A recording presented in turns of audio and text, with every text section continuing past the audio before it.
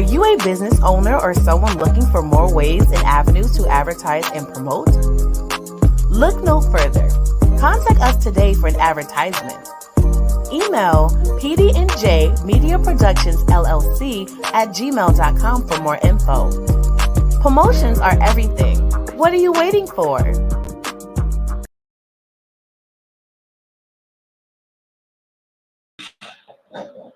What's up, folks? What's good? It's a brand new week, a brand new Wednesday. So you already know what that means. It's a brand new episode of PD&J. What's good today? I'm your host, Jay. I'm your host, Pocket. What's up, folks? We got a special guest in the building today for y'all. None other from the Mandalorian himself. Oh, wait, it's not the special guest? No. It's not Grogu? No, of course. Man, he was excited about to be on the show, man. Well, we got to bring him back on another show. But right now, I want to bring in the amazing, the funniest, one of them all, one of the most underrated talents that's out there right now on the comedian circuit. Grogu. He's not new to this platform with us. Well, he's new to PD&J was good today, but you've seen him before in discussions with Jay. We have the one, the only Grogu. Wait, no. We got the comedian T-Rel in the building. What's good? I thought we were talking to Mandalorian, man. No. What's up, y'all? Oh, T-Rel, what's up, man? No time, no see, man. What's going on? Oh, man, you the busy one. Don't come at us. You the busy one. Man, I've been busy, man. I know. Man, when J-Dub hit me up, he says, man, T-Rel, man, we got to have you back for another interview. So I'm like, bro, come on, man. You know I'm going to do it. You already know. And look, he made it back. And we about to get it in and get this funny. And it's about to be a hell of a show today. So, T-Rel, what's been up with you, man? Talk to the people. Man, I just got back. I'm back on tour, man. So I just came from, I was in New York filming the movie. Was doing the movie, so it'll be in theaters this year. It'll be one. I got two that I'm doing, so I'm doing one now that'll be in theaters next year, and then we're wrapping up on one that'll be in theaters in November. No, coming right on time. So it's not. What's that thing you like to watch all the time? It's not what I like to watch. Don't put that on me. Oh, I ain't want to say it. I know look, for everybody that don't know, me and J-Dub got that gold member porn subscription. We got a whole year. It's free. He the one put me on it. I swear to God. He said, man, you ever seen white hoes do black stars? I said, hell no. He sent me a link and it went straight to Pornhub. J-Dub is the porn king. We call him J-Dub. Y'all call him J-Dub. We call him PK, porn king. Hey, man, you weren't supposed to tell nobody that, man. Look, okay, ain't nobody else gonna know. Oh, well, everybody else that's watching gonna know. Damn. Hey, he got me on that. He got me the platinum. They sent me a card in the mail yesterday. It said, you have now. You can thank you for your this said thank you for your year subscription. About damn time. Oh man, man, I've been busy, man. I've been on tour and then doing the movies and stuff. I was just out there in Arizona, man, for the Super Bowl, right? Super Bowl, yeah, man. The NFL had me come out there. So let's talk about that experience. I want to get into the movies too, but we're going to talk about that a little bit later. But in regards to that Super Bowl, being able to perform, I'm sure there were celebrities there, and I know for a fact it was a packed house. You had the all white going. It was an all white affair. I didn't show up, but they said all white. I thought KKK, so I'm not. Well, hey, you know what? You're right. But how was that experience for you, and where would you put that in your resume on how that event? Well, the NFL always had me, man. I was in. I did the Super Bowl in 2012. They always booked me for it every year. They did the one with the Seattle Seahawks. I did the Seattle Seahawks one, and that one came out pretty good. You know what I'm saying? So they always wanted to call me back to do them. What happened was they lost my contact info. And when they lost my contact info, they ended up getting back in touch with me via Facebook Messenger and stuff like that. So that's how I ended up back with them. But they had me back in 2012. I did 2013, 2014. Then I didn't do 2015 on down to 2020. Then they had me for the last one this year. This year coming up. This 2023. That's what's up. That's what's up. So going back into the movies, let's talk about this movie that you got dropping in November. Now, is that one going to be in theaters, or where's that one? Yeah. Yes. Yeah. That one's going to be in theaters. It's a Lionsgate film, so certain things I can talk about, certain things I can't. What? Oh, you got it's a Lionsgate film. What's really going on? Well, I will say that if this character, man, see, I can't take too much. Okay, it's a good character that I'm playing, and I'm pretty sure everybody's gonna adapt to. I can say that much. It's gonna be a good character that everybody will be able to adapt to, and I think that the audience is going to see a different side of comedian T-Rel making you laugh. I mean, I was going to say there's some comedic stuff in there. I can't say that. There's comedic things in there that I do. And it's not like you're going to see me a few minutes. No, I'm the lead character in this movie. But I will say that there's some comedic things in there, but you're going to see a different side of T-Rel rather than stand-up comedy and being on television and all that. It's going to be a different type of thing, man. So, you know what, T-Rel, in case people didn't turn on before, why don't you give them an idea? How long have you been actually doing this, man? How long have you been doing it? Since 1997. 97. Mm-hmm.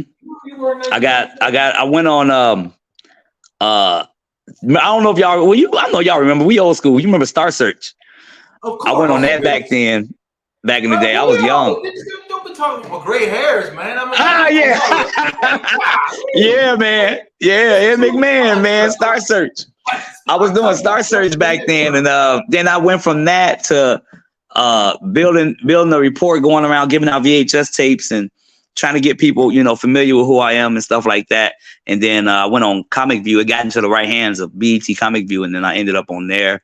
Then it got to Russell Simmons, and I went to Def Comedy Jam, and then I just kept building a resume for myself back then, man. And then I think I sold my first sold out show back in 1999, 2001, because I was opening up for Robin Harris back then from Bebe's Kids.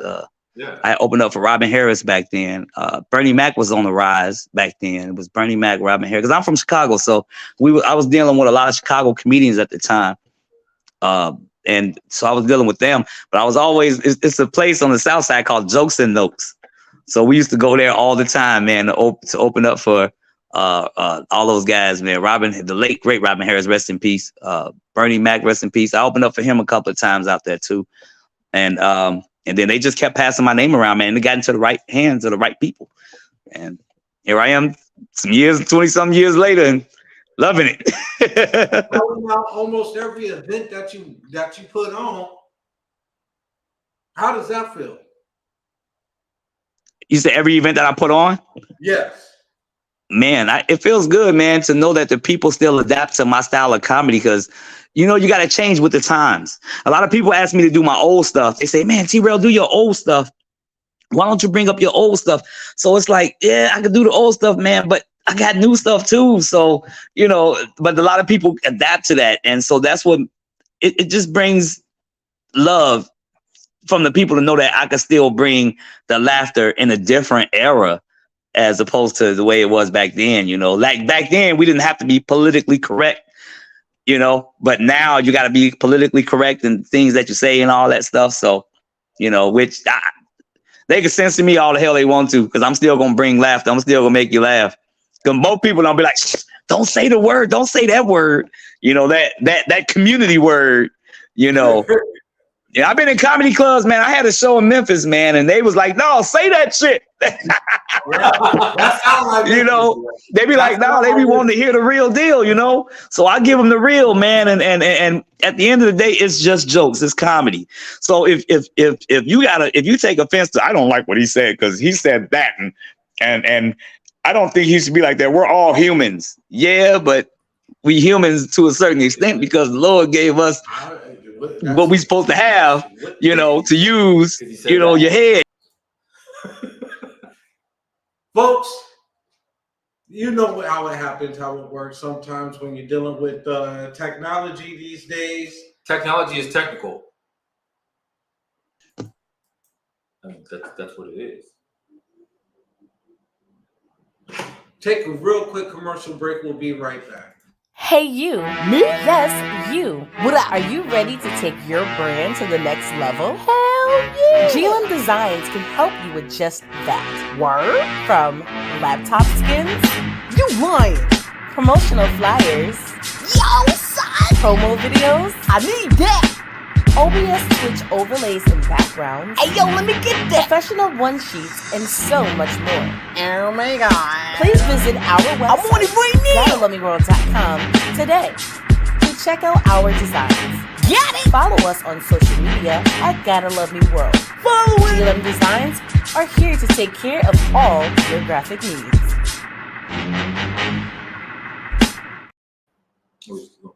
All right, so we were actually just talking about this, and we got T-Rel. He's going to be right back with us. But let's talk about. Let's talk about the other part of the show. Well, he'll get back to us. Yeah. You know what we're going to talk about is a couple things that.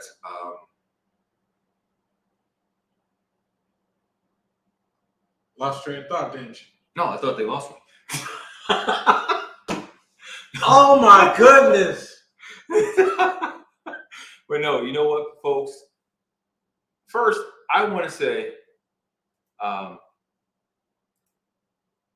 thanks for tuning in every week. We're doing things a little bit differently this year. We're bringing more guests. We're bringing guests we've had in the past, and we got stuff lined up for you that, I think has been wanted but not requested, but we're going to give it to you because you deserve it. And one of the main things is we like comedy. We love comedy. So you're damn right we're going to bring comics on here. We had Chris. What's up, T-Quest? Salute to you. We got Belly B tuning in. Salute. What's good? Man. Belly B, we got to bring you back on the show too, man. We can definitely. Oh, you up next. He did discussions with Jay. He didn't get the chance. Right. We're doing everything a little bit differently this year. We're bringing you in. I don't want to say tag team because that just sounds very not good. That doesn't sound right. But we're bringing you on our show, and we're gonna have fun like we normally do. And hopefully, you got an hour. Same thing with you, T-Quest. You too. You up as well. We're gonna bring y'all on here for an hour to talk.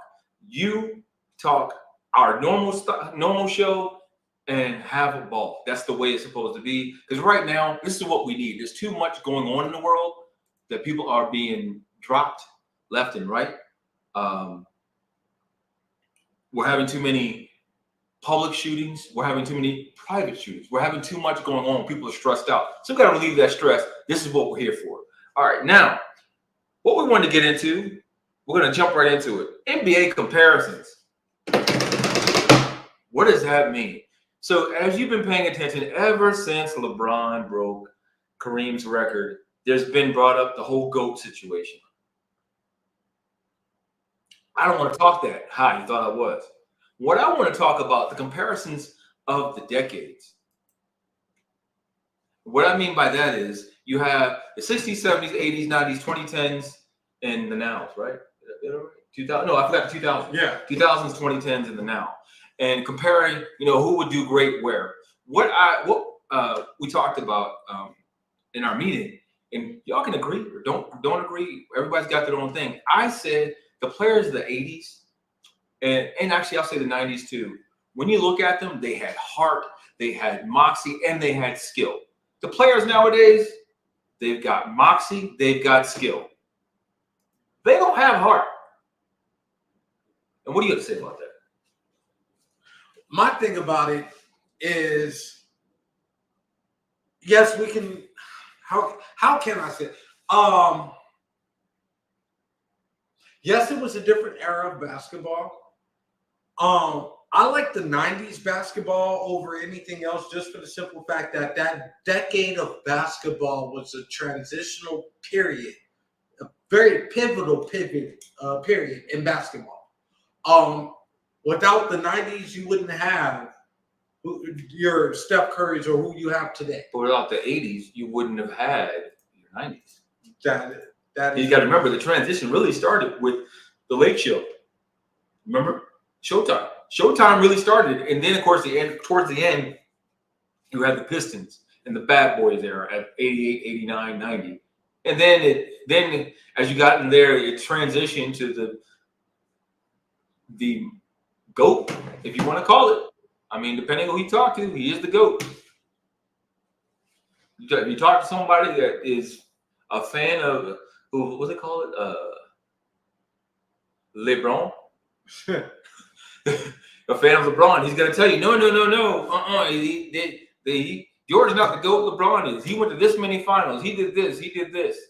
But what I'm gonna say, and some other people, a lot of people will agree. I know this. I've seen it. Is LeBron a product of longevity, or is it a product of being that damn good? Longevity. Because let's just face it, he's not going to have the career that Jordan or Kobe had. He had an impactful career in the game, very impactful.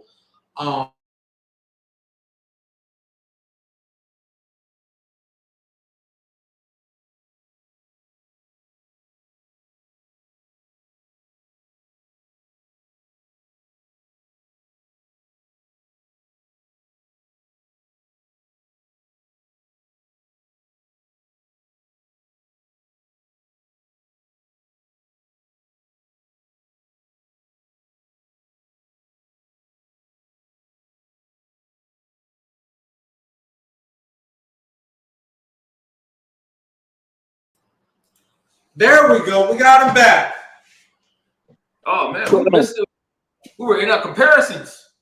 So what's your we were just talking about the comparisons that everybody wants to talk about between old generation basketball, new generation. Now you said you out in Dallas, right? Right. He's from Chicago, But he's from Chicago. So don't. Hey, look. Kyrie. Hey, y'all see what I'm wearing, right? Hey, y'all see what I'm wearing, right? Don't do that to this man. Give it to him. Let him know. Because we've actually had this talk in this conversation about putting LeBron in the caliber with your Jordan and your Kobe. You can't do that. Don't disrespect Jordan like that, right? Am I right? Right. Y'all see what I'm wearing, right? Mr. Jordan, not Jordash, but Jordan. Now, let me tell you, I like LeBron. I like him as a player. I think he's a great player. But in Jordan era, we looking at Kobe. People forgot about Kobe. They forgot about Kobe, So, the closest thing to Michael to MJ was Kobe Bryant. I got to give props up to Kobe. Kobe studied Mike. LeBron did as well, but LeBron is and still is a powerhouse. However, if you compare eras, man, our 80s and 90s era would demolish this new era, man, easily. Come on, man. Kyrie Irving, he's all right. He's good. But we talking about remember the bad boy Pistons, Dennis Rodman, Isaiah Thomas, Joe Dumars, Bill Laimbeer, Reggie Millers. We looking at Anthony Mason, the physical NBA back then when hand checking was available. Of course, these guys now can score 130 points. You couldn't do that back in our era, back in the 90s era when we watched it. These guys were brutal. They was physical, man. Yeah. And what's funny? What I was bringing out was not about the physical. I was talking about the heart. If a player starts, the heart. Yeah, absolutely. Nowadays, they're out 20 games. Look at Zion Williamson, who's supposed to be the next great NBA player. He's tweaked his hamstring. He's been more. Hey, Jordan played with a broken foot. If y'all remember, Jordan played with a broken foot. Michael Jordan played with a broken foot, man. He wasn't even supposed to come back until his foot healed, but he ended up playing. Salute, Mike. Salute. He said, yeah, man. Hey, you got to give props. Now, I will give the new generation of players they props. They're great players, no question. But the heart belongs to the 90s era, the 80s era. That was the great era, man. I mean, Magic Johnson, Larry Bird, man. These guys played with heart, man. John Stockton, Clyde Drexler, Dominique Wilkins. If you compare them, the guys with the heart and the soul, what's the boy name from Toronto Raptors? Vince Carter. Yeah, all those guys, man. Jerry Stackhouse, even the guys that came in the mid '90s to the early 2000s, them guys played with more heart than these guys. Come on, man. They mess up their pinky finger, they out for 2 weeks. Or Kawhi, I can't play back to backs. Yeah. Why can't you play it back to back? If anything, Yeah. I watched Kobe's Muse the other night, and it just again like he is my favorite player. Next to Jordan, everybody, he is my favorite player, and I watched that. And what he said really resonates. He said he watched how his dad played through injuries because he did the person all the way in the Raptors that came to see him. He didn't want him to miss. Now, Kawhi Leonard is Kawhi Leonard. Now I'll give Kawhi. Kawhi puts me in the mind of a '90s era player. If he plays though. Yeah. Well, look, what was the boy name from the Bulls? What was the boy name? Derrick Rose. Derrick Rose. He was like that. Yep. Derrick Rose was like that, always injured. Yeah.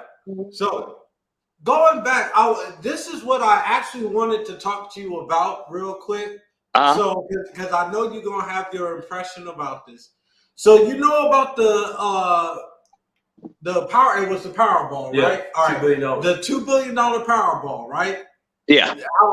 Months later, somebody claims it. Now there's an article that's saying that after taxes, fees, penalties, and paying his lawyer, he's left with less than $600,000. And you forgot his donation to $600 million. You forgot his donation to the Ukraine. And buying a $30 million house. So wait, he bought a $30 million house too? Yeah. And he's left with $600,000. Where the rest of the money went? $600 million. Where the rest of it go? Taxes, bro. To put it like this, hey, what they said was $1 billion went to taxes alone. You know, our government is the biggest crooks. They got a pot. They put a little bit in their pocket for themselves, and they say, okay, you know what? Yeah, you got $600 million, but we're gonna take $23 million from you for our pain and suffering, or for our hard times, for our trouble. And that's what I was telling Pocket in our production meeting. I'm like, how do you start off with $2.4 billion, right? And end up with $600 million? Like, yeah, a lot of people say, well, I still got $600 million. Where did the rest of the money go? And that's you could buy a $33 million home, or $33 million, and still have a lot left over to do what you want to do. The government is gonna hit you. They want us to get rich. They say, go ahead, nigger. Go ahead and get rich. We're gonna take your money from you anyway. We're gonna take all that money. You can go ahead and do those little dances. You can go ahead and tap dance all you want. But you know what, Negro? We're gonna take that money. They ain't gonna take it all. They're gonna leave you with something, but you're gonna know they was there because you're gonna see that dent in your account. Believe me, I gotta pay Uncle Sam all the time, every time I do a show. Almost all. They be like, what you doing? I'll do maintenance. Where? At a senior citizens home. I gotta do it, man. Hey, you gotta make some money some way, somehow. You can't make all that money on stage like that, T-Rel. We're gonna take all your money, T-Rel. Nah. I work part-time as maintenance, a head custodian. I'm the head custodian. You can't tax me more. That's right. I pay my tax. I'm a tax-paying citizen. So speaking about taxes, how do you feel about them abolishing the taxes or income tax and just creating one flat rate? I think it's a great idea. I think it's a good concept. I think they're in the right direction with it, because that means you get all your money up front. Okay. So that's a good thing, because man, as an entrepreneur, you have to remember to put money aside. You got to put that money aside for your taxes, man. And so I think it's a great idea. I think it's a good idea, man. I think that people will probably enjoy that. But remember, the working American works 7 days a week. Out of them 7 days, you get 1 day to yourself. That's not enough, man, because you got to let your body rest and get your body back putting back into hard work again. So, you get your money. I'd rather you get work and get all your money up front rather than waiting on the back end to try to, file your taxes and then go ahead and see what they're going to give you or what you left with. Okay. I like that perception. So in other words, you believe too that you really shouldn't, if somebody can figure out that formula of getting all your money up front, Right. Shouldn't be breaking. And you should be break. You should have at the end of the year. You should know nothing, and they shouldn't get anything. You should break even. It should break even. Why should the government get half of what you done made? They wasn't there working with you. They never putting in the work, but especially fast food. Come on, man. They need to take your suit off. Take your suit off, roll your arms up, and come on out there and flip these burgers with me. And you tell me how that go later on. Well, wait a minute. You know what I'm saying? There's no such thing as fast food anymore. Now we know that. You sit in the drive-thru for 30 minutes and still get your order wrong. That's true. That's true. And it come out the same way that it did when it was considered fast food back in the day. That part, for real. Okay, well, we're going to call it conveyor belt eating. It's coming right off the belt. You putting it on there, man. They really do got that now at the new restaurants. Bro, I was in Miami. I went to this rock and roll McDonald's, and the food comes off a conveyor belt now. They don't even have nobody in there taking your order. You just make your order. It comes through this little thing. You can see your food being put in a box, and then it goes up, and it comes to you, and it tells your order to be with you in 3 seconds, and it comes to you kind of faster than a human person would hand it to you. What? Are you? Yes. Yes. And this is in Miami? And they saying that that's going to be the new way. So you mean tell me when you say, Siri, I need to speak to the manager. Yeah. Absolutely. It's conveyor belt, bro. I swear it's on a conveyor belt. I'm watching it, and we're in the drive-thru, and I'm looking at this thing going up and up and up. And I'm like, how's this food supposed to come to me? Like, it's because you see it's going up high, like it's an elevator. They elevating your food and bringing it back down, and then it comes to you. And then you see like this thing open up, and you take your food, and they say thank you for shopping with us. And not just there, gas stations too. Now we stopped at a gas station in Orlando, and they had no cashier there. Everything is by computer. If you want a pack of cigarettes, it's in a machine. They got them like that. At Circle K's, they got them like that. It's crazy. They got people standing there like, no, use the computer right there. I'm like, but I need to get some. Nope, get right here. I'm like, well, I need to talk to you. What? Really? Circle K doing it now? Yeah, Circle K's doing them. Yeah, I think now you scan your ID to get your alcohol if you get it from there. Wow. Yeah, man. I think what it is a lot of people are working online and working from home now. So the average us old schoolers that remember to going and clocking in at the job, the new generation don't think like that no more. They can sit at home and make money. So that's kind of hurting the average business owners, because they trying to find workers, but they can't because a lot of them making money at home. Why would they go to work when they can make 6 figures sitting at home? Well, let me ask you this. So you heard about McDonald's about to lay off a whole bunch of people, right? So that kind of goes into what you was talking about earlier. Everybody's becoming automated. Right. Yeah. The reason why McDonald's doing it because they're doing that conveyor belt. That's where I was at. I was at McDonald's. I was at McDonald's, man, and the food comes. It's automated. It's not even a person taking your order. It's a computer, and they asking you what would you like to eat, and they give you a list. You push number 1. If you say no, now get to here's what's crazy. If you say I want a number 1 with no onions, they gonna do it just like that, and the machine gonna make it, and it comes to you just like that. That's crazy. It's not even a human person in there doing it. So no, the era of human is out. Pretty much, man. I'm calling Siri. Hey, Google, give me the manager. Yeah. I need the manager. Yeah. So what shows you got coming up, man? Huh? What shows you got coming up? Okay, so I got something coming up. Man, I got Memphis June 23rd. I have Texas June 10th. Memphis June 23rd. I'm in Arizona early June at Celebrity Theater, man. Early June, I think it's June 7th at the Celebrity Theater. And then I got what I'm doing is I'm doing the shows. I'm doing the shows I was already booked for and getting them out the way. So have fun with everybody, because this movie is I tell you, it's tearing me apart piece by piece, bro. Because the character that I'm playing, you got to really be that character. So it's kind of hard to be that character on set and then go back to being T-Rel, because you got to break them down, man. You got to separate. It's like playing baseball and football. Right. Two different sports, man. And let me tell you, it's rough, but I'm getting the shows out the way, man, and I'm happy to do it. And I'm coming back to AZ. I can't wait to get back there, man, because everybody was like, when you coming back to AZ? But I got other cities, Memphis, I got coming up, Florida, New York, Chicago. I got to be in Chicago in July.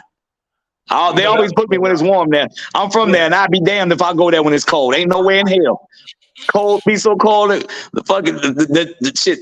It be good people out. The devil stay in hiding, hibernating out there. That's how cold it is out there. So how's it gonna feel to go back home? I'm sure it's probably gonna be sold out. Yes. I'm at Chicago Theater downtown, Chicago, man. It's gonna be a good feeling, man. I haven't been home to do a show in a long time, and people have been waiting for it. So I'm giving the fans what they want, man, and it's gonna be great because I got a lot to talk about. For as far as Chicago wise, I'm taking it back. Now here's where I'm going back to the old school. I'm going back, pulling out, digging in the crates for the old jokes that everybody remember in Chicago, man. And I think that show is going to be really dedicated to the people who really miss those jokes and miss the laughter that I brought to them in Chicago. So you got a busy year going. We got a movie dropping in November. We got comedy shows that you got throughout the year leading up to November. And then next year, we also got a movie dropping in April. Tell us about that. Okay, so yeah, the one in April. Oh man, that's the Paramount Pictures. That one is you got Lionsgate, and then you got Paramount. How come I'm just exclusive? Can y'all say exclusive? Exclusive, man. This is exclusive. I've been keeping it. If y'all notice, I've been low key. I put like certain posts on for my fan page about, I can't even post a movie set, but I post, I can do it after, but during you can't, so certain things I can talk about, but I will say that film, that one that come out next year, they both gonna be great movies for one. Let me say, they both gonna be great movies, but this one really hits home, man. And when you see the trailer on TV and y'all see the movie trailer, y'all gonna be like, wow. When the movie trailer, I'm gonna send it to y'all so y'all can play the movie trailer. Can you tell us what it's about? Not yet. Not yet. I will say that it's about life. It's about life experiences, and it's based on a true story. Okay. It's actually based on a true story. So, and this particular person has a documentary, and I'll be able to talk more about that soon, around October. Okay. All right. Well, you already know where you want to come and drop the exclusive on that one. Of course. But it is based on this person's life story, and I will say that everybody knows who this person is, and it's based on the life story, and I'm playing that character. Okay. Oh wow! So this is your feature. This is your mainstream. This is you. So we can see. Okay. Great. Right. You get to see me through the whole. I mean, the other one, both films, I'm the lead. I'm a lead in both.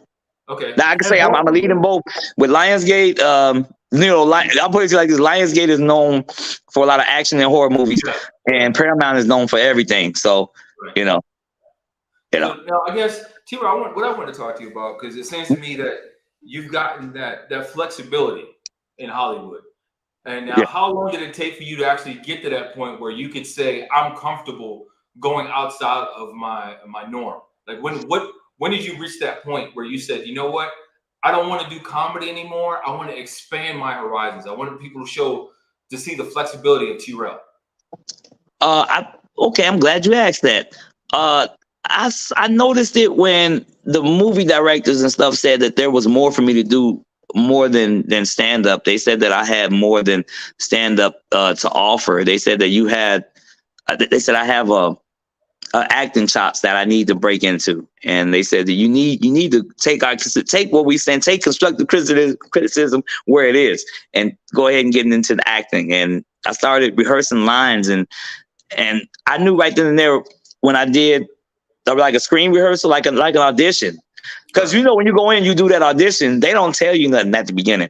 They give you the script, you get with the script director, you read over the lines, and boom, they come back maybe a week later and tell you. I knew then that I needed to push myself to be those characters, man, because it was hard. reading the script and being a person that you had never met before, but you read up on them, and it's not like they give you months. They only give you a certain amount of time to rehearse that character and know about them. So you gotta do a lot of reading. It's a lot of reading, man. And when you do that, the directors know. They know you didn't just go home and just read the script and just sit it to the side. They'll know. So they knew that when they said, this guy's dedicated, because I take the character, I make it that character, I add to it, and I ask them, is it okay for me to add to it? And they're like, yeah. And they're like, this guy is really serious about doing this. And they said, man, you down packed and you ready. And that came from the movie directors and the script directors. They was like, dude, we never seen anything like that before. To do stand up and then do your stand up, your regular routine, and then step away from that the next day and then be this character that we asking you to be, man, that's a lot of work, man. Well, one of our fans did post congratulations on all of your accomplishments, so I salute you for that. So my question for you would be, what was that, I guess, breaking point that pushed you into acting? Like you said, okay, I'm gonna do this. Years ago, back in 2013, man, I did this short film called 0% Chance, where I played myself, and I had a little scene. And big shout out to Alexander Rogers, really good guy. He was the movie director back then. And he told me, he said, dude, you got acting skills, man. And I did this film, and it's on IMDb. Go check it out too. It's on IMDb. But I played myself, and I had a girlfriend in the movie, and dude, we did like so many takes, but not because I messed up the lines. It was because they zoomed in on my face, and I was making these faces, and I was making them laugh so much that they made. They wanted me to play that character, and they didn't even have me written in as a comedic role. They had me written as a serious role. Oh wow. Yeah, because I played a detective in that movie. So they took the detective part out and put my comedic stuff in there, and the director told me, hey, T-Rel, man, don't stop acting. Keep on acting. Don't stop acting. You got the acting chops. And they put in a good word to people out there in Hollywood, man. And I went down there and did auditions, and I knew right then and there I could do both. I could be the Deion Sanders of comedy. I could do comedy and movies and play, you know what I'm saying? Like Deion Sanders played baseball and football. All day. Yeah. Because it is two different worlds, man. Cinema and TV is two different things. Television is a lot harder. Yeah, television is a lot harder. With movies, you get to make that, you got 3 or 4 months to film that movie and you're done. Television, man, you got to read them scripts every day. They doing episodes like every 2 days. So that's a little bit harder. So that's where your challenges come in at. But that's when I knew right then and there, I knew acting was the way. Right then and there, when I knew I started rehearsing them scripts and becoming that character, that's when I knew, oh yeah. So I'm glad you mentioned that between the different cinema and TV. It's two different worlds, yeah. Now, I guess in your opinion, which one do you like more? Like, which one do you like? I know with TV, you kind of get that rolling check, right? But with movies, it's not necessarily, it's a check, and then you get royalties possibly. So right, yeah, you do get royalties. Television, you get royalties, but you got to remember, over a short period of time, if it's not gaining traction anymore, them checks go from $10,000 to $5.25. Yeah. As opposed to the movie, the cinema area, that's whatever it's in your contract, you get that percentage of whatever it is, no matter how many years it goes. So which one do you like more? I like doing my.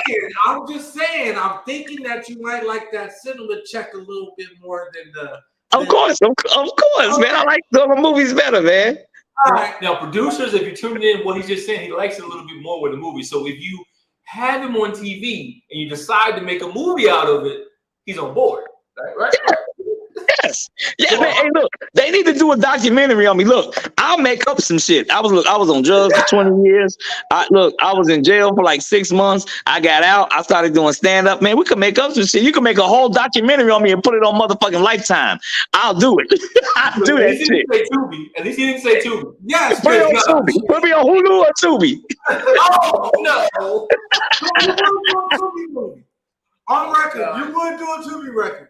I would do a Tubi. I would do a Tubi. You know, actually, to be honest, I got I was supposed to do an interview with this lady from Roku TV, but I'm gonna go ahead and say it because she knows about it. I ended up getting COVID, man, about 2 weeks ago. So that's why y'all haven't seen me out, man. I had COVID, didn't like it, hated it. All because I touched somebody's mic. I had a show. I got on the mic and all I said was happy birthday. Happy motherfucking birthday. 10 days later, I was sick as a motherfucker, man. The doctor said, you got COVID, man. I said, can't think this about it. How the fuck I get it? I said, I'm black, though. She said, black people get it too. I said, holy shit, black people get this shit too. I didn't believe it. I caught it. I said, damn. She said, I said, I'm a nigga. She said, we don't give the doctor said, we don't give a shit. You got it. COVID ain't racist. Yeah, it ain't racist. I thought it was.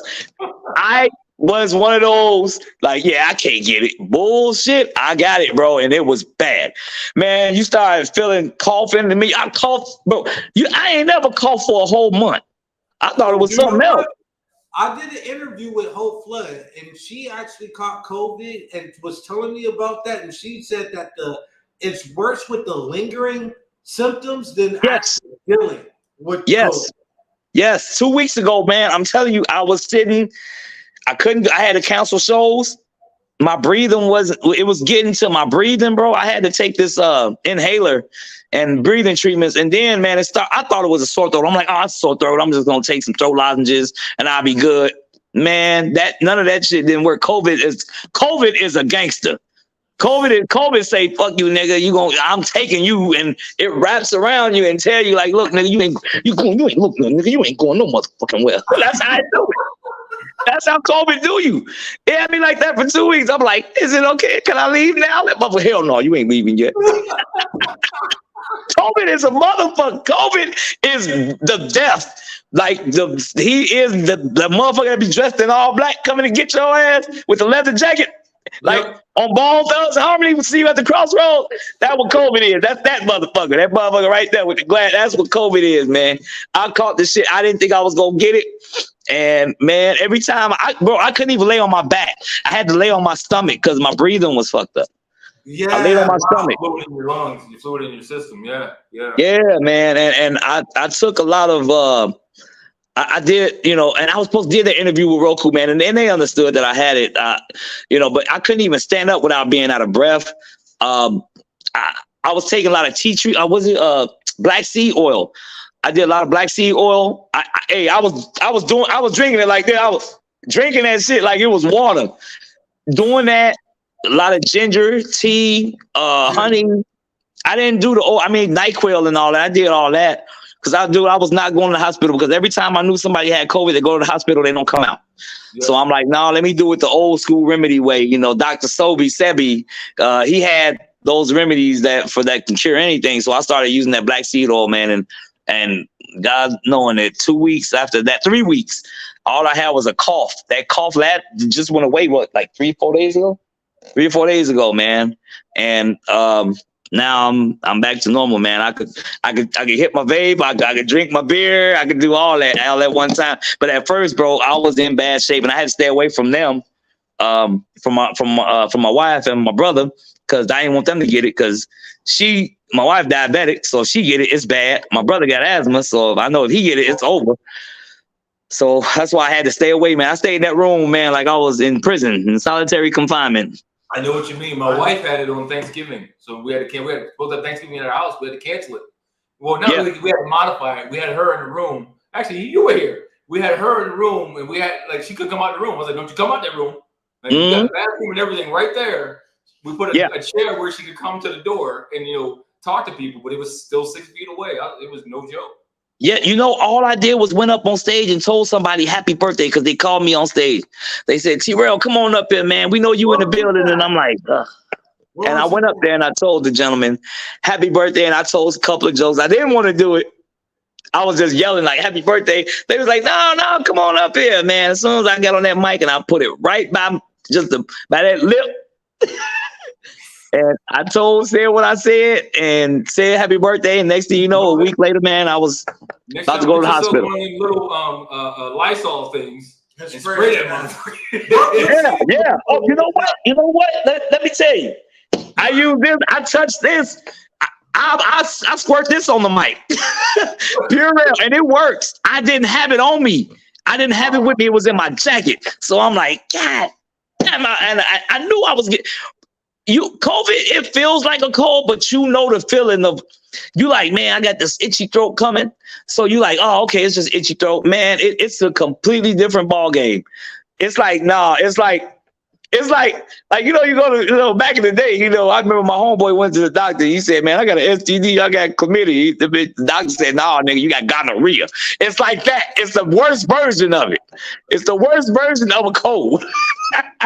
It's like going to the doctor and it's not to say, I thought I had chlamydia. No, nigga, you got gonorrhea. It's similar, but it's worse. It has the same symptoms, but it's worse.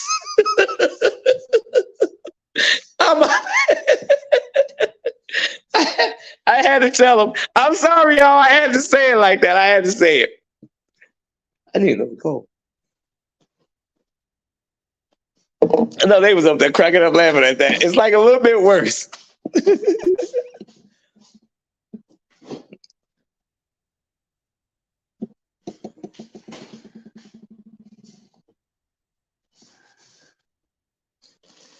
Okay, I'm still on here. So yeah, it's like that, but a little bit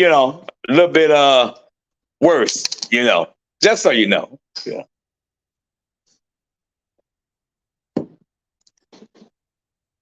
But yeah, man, I want to try to uplift everybody. That's why I'm back, man. I'm glad to be back.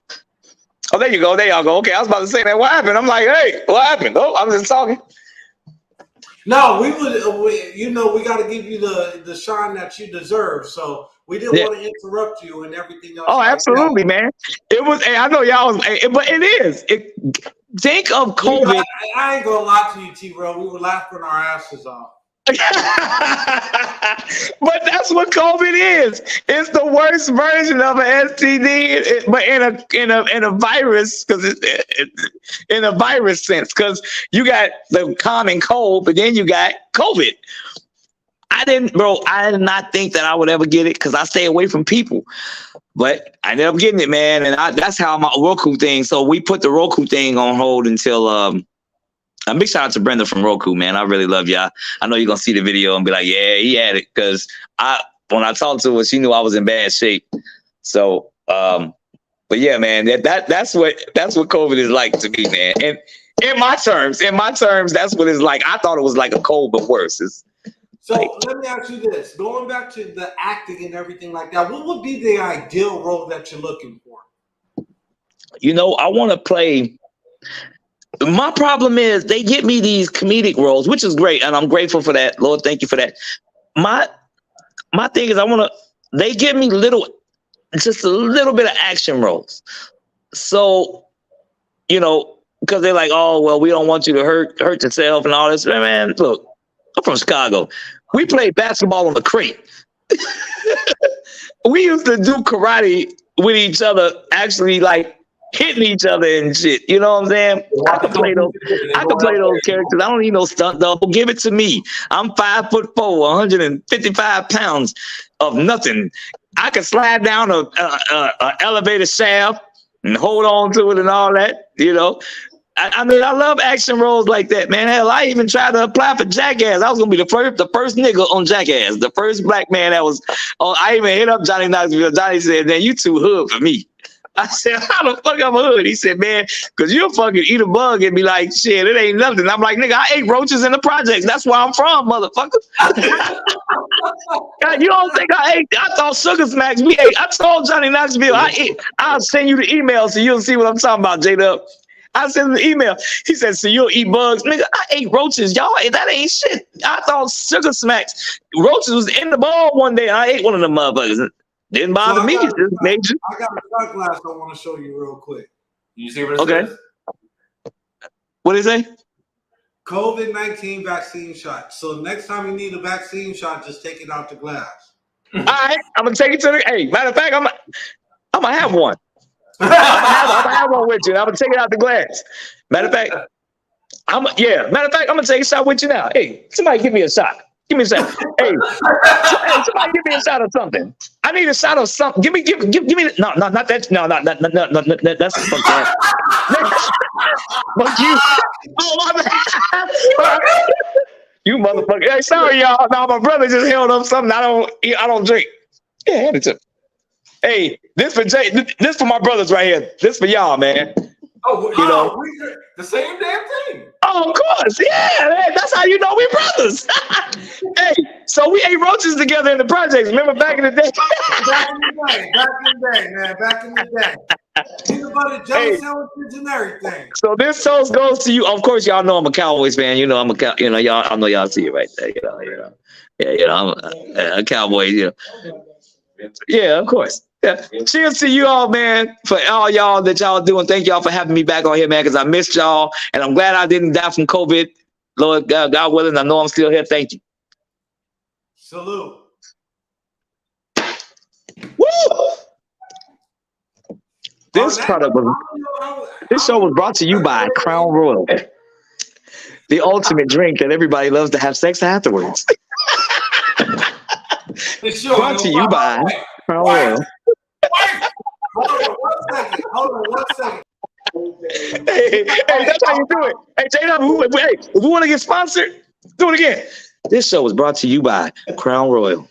The stuff that makes you want to have sex after you take the sixth shot. As you take the sixth shot, you might have a baby mother, a baby father, or even an FTD, gonorrhea, or maybe syphilis. But you know she's gonna get pregnant. So drink you some Crown Royal.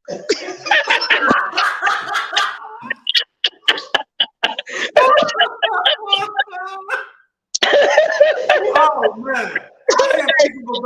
Hey, y'all side effects may include fighting at a club, fighting after the club, gang shootings, maybe dealing narcotics. But please don't blame Crown Royal for that. Just understand that those things are just side effects. And if you feel those side effects, contact the police or the doctor immediately. You're responsible. Man, I can't think of a better way to end the show right now. Wait a minute, I just realized something. So he ain't affected by that. I know for the viewers, I know they say he a goddamn fool. Man, hey, I ain't gonna lie. I drank so much Crown one day. I was single at the time, man. I swear this bitch pussy looked like, goddamn it. It looked like a Thanksgiving turkey with the meat sticking out of it, with the dressing and shit. I said, look at this pussy. Got all the gibblings and shit showing on. That shit looked wrong. And it looked like it, bro. It was the regular Crown.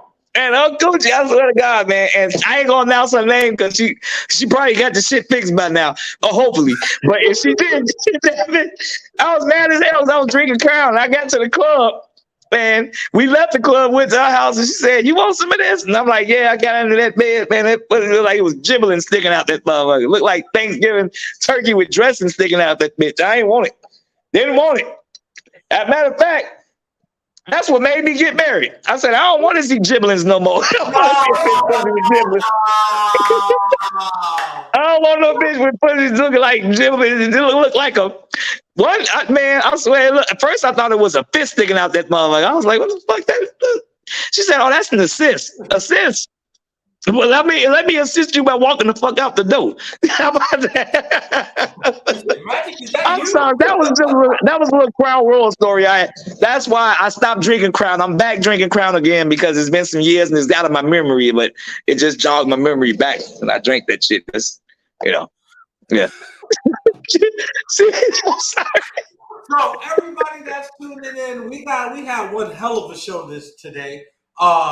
We got the amazing comedian T-Rel. Where can they find you? Go to comedian T-Rel, comedian T-REL, comedian T-REL. Oh, you can forget the minus sign. Just type in comedian T-REL. You'll find me on Instagram, Snapchat, Facebook, Google. You see my IMDb. What else I'm on? I'm on every platform. And thanks to J-Dub, I'm now on Pornhub. So y'all see me on there too. White holes do black stars. Hey, man.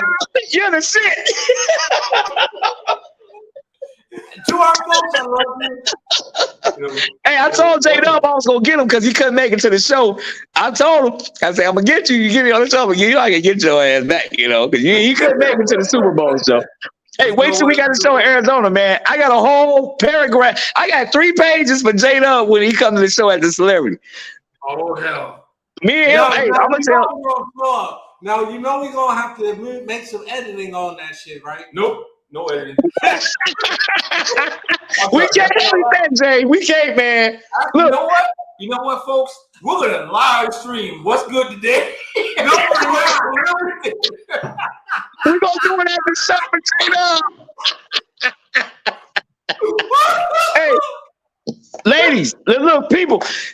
J-Dub he is a IDAF. I don't give a fuck type of person. I love my brother.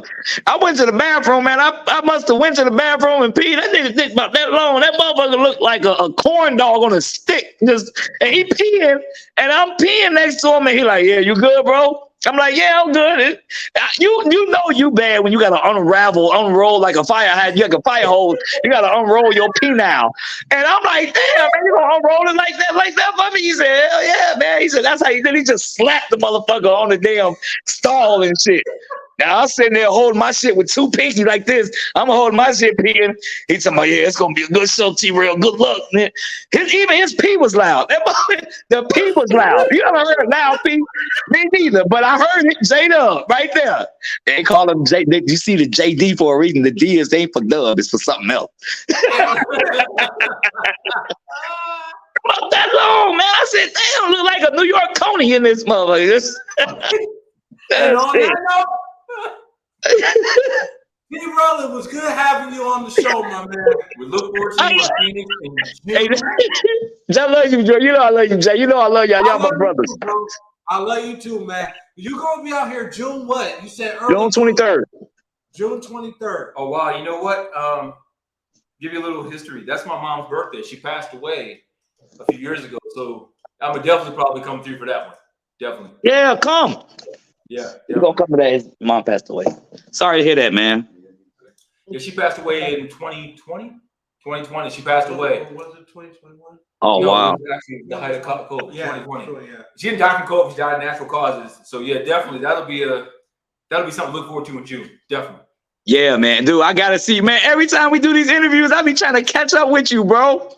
I asked J-Dub, I asked him about you. I'm like, man, he gotta be on the interview with me, man. Cause you, man, we gotta link up, man. Well, and we'll happen. That's what we do here, man. And we'll do a moment of silence for your mom, and then we'll have a toast for her backstage, man. All right, hey, no we'll problem. Be there. We'll be there. We'll be there, man. Yes, definitely, man. Y'all my brothers right here. These guys are my brothers, man. My brother right here is I got 2 other brothers right here. And man, I love y'all, man. Like this interview, y'all know I love doing y'all interviews, man, because I get to do what I want, say how I want it. You know what I'm saying? And that I love that, because man, sometimes these interviews, I love doing the interviews. But they be like, they refrain away from that. Man, I'm not refraining away from shit. Because let me tell you why.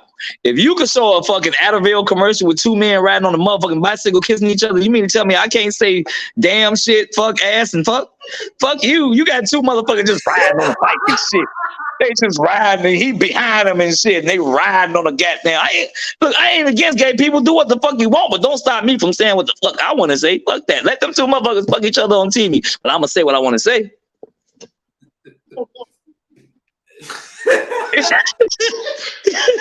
Fuck him. It's like saying you gonna eat his cornbread. Fuck him. I ain't worried about them. Fuck him. He gonna eat his cornbread. You know he gonna eat all his cornbread. Fuck him. So to all our fans, we wish you a good night, another good week. It's been one hell of a show. We got the amazing T-Rel. Make sure you go catch him at a city near you. He will be in New York. He will be in Texas. He will be in Memphis. He will be Memphis in and Florida. Birmingham too, right? Birmingham. Yeah, Birmingham, Alabama. Yep. And you'll be here in Phoenix, June 23rd. Phoenix, you better stand up and show the hell out. Next Can't time, wait, baby. Looking forward to it. November, April. Make sure you check out on the theaters. You got T-Rel in theaters from Lionsgate and Paramount. And coming up for the holiday season, October, we will have a trailer for you. Exclusive. Yeah, yes, they will have. Yes, I'm gonna send y'all a trailer. Y'all will have that trailer. All right, now until next week, folks. I thank you and I love every last one of you. Make sure you hit that like and subscribe button. Until next week, see you soon. Love y'all, man. Peace, y'all.